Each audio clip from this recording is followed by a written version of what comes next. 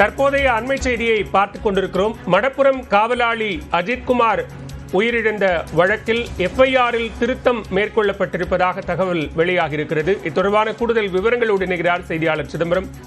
விவரங்களை பதிவு செய்யலாம். வளவேல் சிவகங்கை மாவட்டம் மடப்புரம் பகுதியில் கோவில் காவலாளியாக வேலை பார்த்தவர் அஜித்குமார்.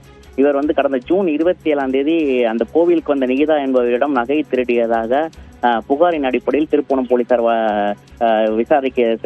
விசாரிக்கின்றனர். பின்னர் தனிப்படை காவலர்களான ராஜா, ஆனந்த், மணிகண்டன், பிரபு, கண்ணன் ஆகியோர் 5 காவலர்கள் இவர்களை தனிப்பட்ட முறையில் அஜித்குமாரை விசாரணைக்கு அழைத்து செல்லும் போது ஜூன் 28 அவர் உயிரிழந்துள்ளார். இந்த வழக்கானது சிபிஐக்கு மாற்றப்பட்டு தற்போது சிபிஐ விசாரணையை மேற்கொண்டு வருகிறது. தற்போது திருத்தப்பட்ட ஒரு அதிர்ச்சியான தகவல் என்னவென்றால் எஃப்ஐஆர் திருத்தப்பட்டிருக்கு.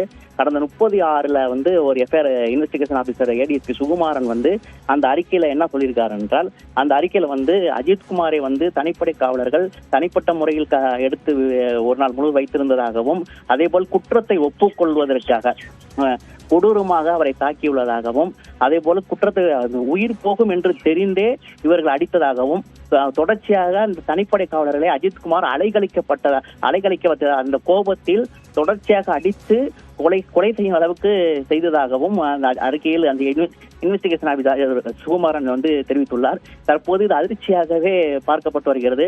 தற்போது சிபிஐ விசாரணையில் இந்த அறிக்கையும் சென்றுள்ளதால் இந்த வழக்கு விசாரணை துரிதமாக ஈடுபட்டு வருகிறது.